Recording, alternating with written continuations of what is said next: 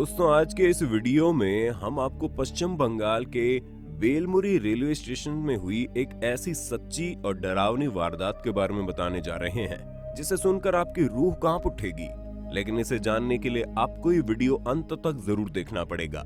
लेकिन उससे पहले आप में से जिन लोगों ने अभी तक हमारे चैनल को सब्सक्राइब नहीं किया है वो जल्दी से नीचे के सब्सक्राइब बटन को प्रेस करके इस चैनल को सब्सक्राइब जरूर कर लें और उसके साथ पास के बेल आइकन को भी जरूर प्रेस कर देना।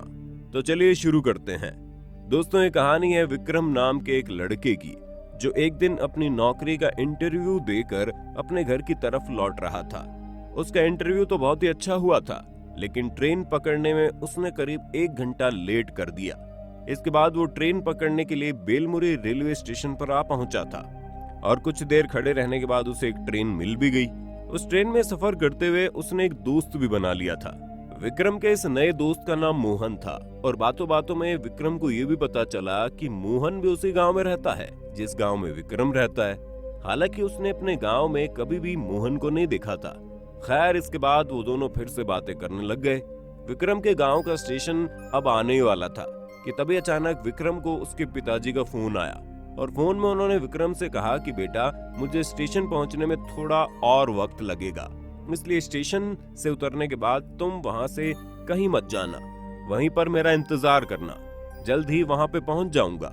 असल में विक्रम के पिताजी इसलिए ज्यादा परेशान हो रहे थे क्योंकि उनके गांव का स्टेशन बहुत ही छोटा था और वहां पे ज्यादा लोग भी नहीं रहते थे।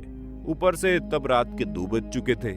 उस वक्त स्टेशन तो क्या, लगभग पूरा गांव ही सुनसान हो जाता था। इसलिए विक्रम ने भी अपने पिताजी से कहा, ठीक है पापा, आपके आने तक मैं चुपचाप स्टेशन में बैठा रहूंगा, वहां से कहीं भी नहीं जाऊंगा। और इसके ठीक 10 मिनट बाद ही विक्रम का स्टेशन आ गया और विक्रम और मोहन ट्रेन से उतर गए थे। ट्रेन से उतरने के बाद विक्रम और मोहन ने देखा वो स्टेशन बिल्कुल खाली है। वहां पर चारों तरफ सिर्फ अंधेरा ही अंधेरा है। अंधेरे के साथ साथ वहां पे चारों तरफ सिर्फ कोहरा छाया हुआ था और ठंड भी बहुत ज्यादा थी। कुछ देर इधर उधर देखने के बाद वो दोनों सीधे जाकर टिकट काउंटर के बगल वाले एक बेंच पर बैठ गए। इसके बाद वो दोनों फिर से इधर उधर की बातें करने लगे। लेकिन कुछ देर बाद मोहन को ये एहसास हुआ कि शायद कोई पीछे से उसका नाम पुकार रहा है। इसके बाद मोहन अपने आसपास देखने लगा, लेकिन वहां पर इतना ज्यादा अंधेरा था कि उसे कुछ भी ठीक से नहीं दिख रहा था।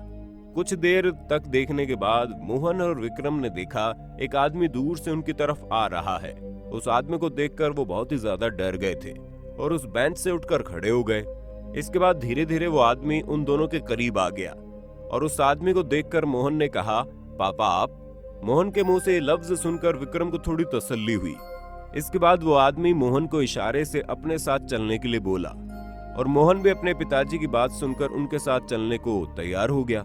लेकिन जाने से पहले उसने विक्रम से कहा कि अरे दोस्त, इतनी रात को इतने अंधेरे में तुम यहाँ पे अकेले बैठकर क्या करोगे? हम दोनों तो एक ही गांव में रहते हैं, चलो तुम भी हमारे साथ चलो, आओ, शायद रास्ते में तुम्हारी मुलाकात तुम्हारे पिताजी के साथ हो जाए। ये बात सुनकर विक्रम ने यही सोचा कि मोहन की बातों में दम है, यहाँ पर अकेला बैठे रहने से कोई फायदा नहीं होगा। अगर इनके साथ ही आगे बढ़ने लग जाऊं तो शायद रास्ते में मेरे मुलाकात पिताजी से हो जाए। ये सोचकर वो भी उनके साथ चलने लग गया। स्टेशन से बाहर आते विक्रम और मोहन के पिताजी के पीछे पीछे चलने लग गए। लेकिन कुछ देर तक ऐसे ही चलते रहने के बाद विक्रम ने मोहन से पूछा, मोहन तुम्हें कुछ अजीब नहीं लग रहा? मोहन ने विक्रम से कहा, तुम क्या बोल रहे हो? मुझे तो कुछ अजीब नहीं लग रहा। विक्रम ने फिर मोहन से कहा, तुम्हारे पिताजी के बारे में बात कर रहा हूँ। जवाब में मोहन ने विक्रम से कहा, अरे नहीं, तुम मेरे पिताजी को पहली बार देख रहे हो, शायद इसीलिए तुम्हें थोड़ा अजीब लग रहा है। इसके बाद वो तीनों फिर से आगे की तरफ बढ़ने लग गए। लेकिन ऐसे ही कुछ देर तक और चलने के बाद मोहन के पिताजी अचानक हाईवे के पक्के रास्ते को छोड़कर जंगल के कच्चे रास्ते की तरफ मुड़ने लगे। ये देखकर मोहन ने अपने पिताजी से कहा, पापा ये आप किस तरफ जा रहे हो? लेकिन मोहन के पिताजी ने उसका कोई जवाब नहीं दिया। वो चुपचाप बस आगे बढ़ते रह गए। ऐसे कुछ देर तक और चलने के बाद मोहन ने 2-3 बार अपने पिताजी को फिर से आवाज लगाई, लेकिन वो वैसे ही चलते रहे। मोहन भी उनके पीछे चल रहा था, लेकिन विक्रम वहीं पर रुक गया। उसे समझ में नहीं आ रहा था कि उसे अब क्या करना चाहिए, लेकिन अकेले रास्ते में खड़े रहते हुए उसे डर भी लग रहा था। इसलिए कुछ देर और सोचने के बाद वो भी उसी रास्ते पर चलने लग गया। जिस रास्ते पर मोहन और उसके पिताजी चले थे।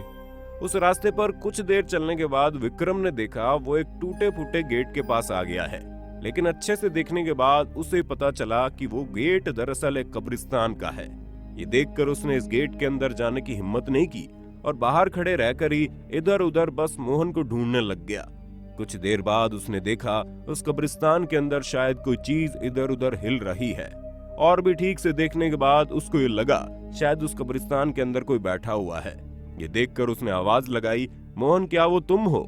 लेकिन उस कब्रिस्तान से कोई भी आवाज नहीं आई और वो चीज विक्रम को इशारा करते हुए बस अपनी तरफ बुला रही थी। विक्रम को इस बात का कोई अंदाजा नहीं था कि वो चीज असल में मोहन है भी या नहीं, लेकिन फिर भी वो हिम्मत करके उसकी तरफ जाने लगा। लेकिन कुछ देर चलने के बाद उसके पैर के पास अचानक एक कटा हुआ सर आकर गिर गया और सर को देखकर विक्रम इतना डर गया कि वो सीधे वहां से भागने लगा, क्योंकि वो कटा हुआ सर किसी और का नहीं बल्कि खुद मोहन का था। भागते भागते विक्रम सीधे जाकर एक आदमी से टकरा गया। उसके बाद वो आदमी गुस्से में आकर विक्रम से कहने लगा, तुम कौन हो और इतनी रात को यहाँ क्या कर रहे हो? जवाब में विक्रम कुछ भी कहने के लायक ही नहीं था। इसके बाद उस आदमी ने विक्रम को थोड़ा शांत किया और फिर उससे कहने लगा, क्या तुम्हें पता है इस वक्त यहाँ पर रहना कितना खतरनाक हो सकता है? इसके बाद विक्रम ने उस आदमी को सब कुछ खुलकर बता दिया। सब कुछ सुनने के बाद उस आदमी ने विक्रम से कहा, तुम्हारी किस्मत अच्छी है कि तुम अभी जिंदा हो।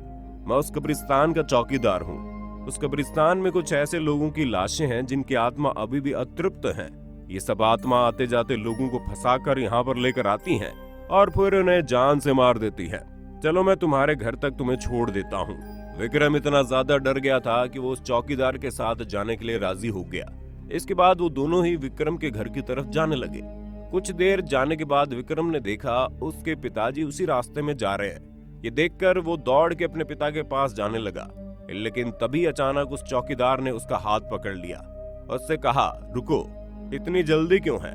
इसके बाद वो चौकीदार विक्रम का हाथ पकड़कर कुछ मंत्र पढ़ने लग गया और वो मंत्र पढ़ते ही अचानक वो आत्मा जिसे विक्रम अपना पिता समझ रहा था वो गायब हो गया।